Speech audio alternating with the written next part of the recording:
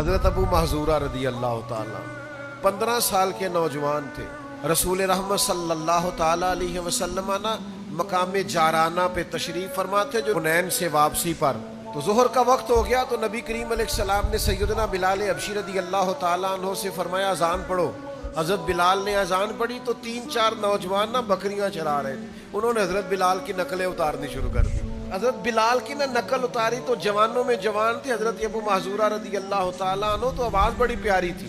تو ان کی طبیعت میں بھی جیسے بچوں کی طبیعت میں وہ ایک بات اٹھتی ہے شغل کرنا، پیار کرنا، مزاح کرنا، دل لگی کرنا، وہ بھی دل لگی کرنے لگے. حضرت بلال کی نقلیں اتارنے لگے.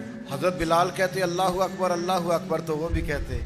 تو حضرت بلال جہاں آذان میں تھوڑی آواز روکتے یعنی اللہ اکبر کہہ کے جہاں وقفہ کرتے نا وہ حضرت ابو محذورہ اذان پڑھتے. دور کھڑے تھے.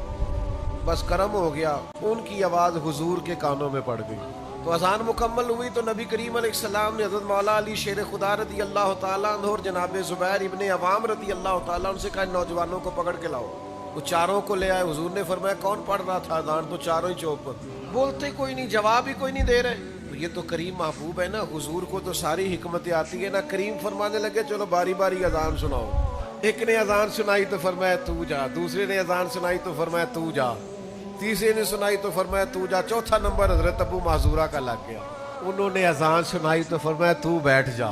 حضرت ابو محذورہ کہتے ہیں میں بڑا ڈر رہا تھا کہ میں نے حضرت بلال کی نقل اتاری ہے، غلط کیا ہے. فرماتے ہیں اللہ کے محبوب علیہ السلام نے مجھے کہا سر سے امامہ اتارو. مجھے ڈر تھا گردن اتاری جائے گی. کہتے ہیں سرکار نے کہا امامہ اتارو. میں نے اتارا تو نبی پاک نے نا میرے سر پہ ہاتھ پھیرا، پھر میرے دل پہ ہاتھ پھیرا، پھر دعا کی اللہ اسے برکت بھی دے دے اور اسلام کی طرف ہدایت بھی دے دے. فرماتے ہیں دعا ابھی پوری نہیں ہوئی تھی میں نے کلمہ پڑھنا شروع کر دیا. فرماتے ہیں میں نے کلمہ پڑھ لیا، میں مسلمان ہو گیا. اب ذرا دیکھو نظر جو پڑ گئی ہے. کہتے ہیں پتہ حضور نے کیا فرمایا؟ فرمایا سن نا تو بلال کی نقلیں اتارتا ہے.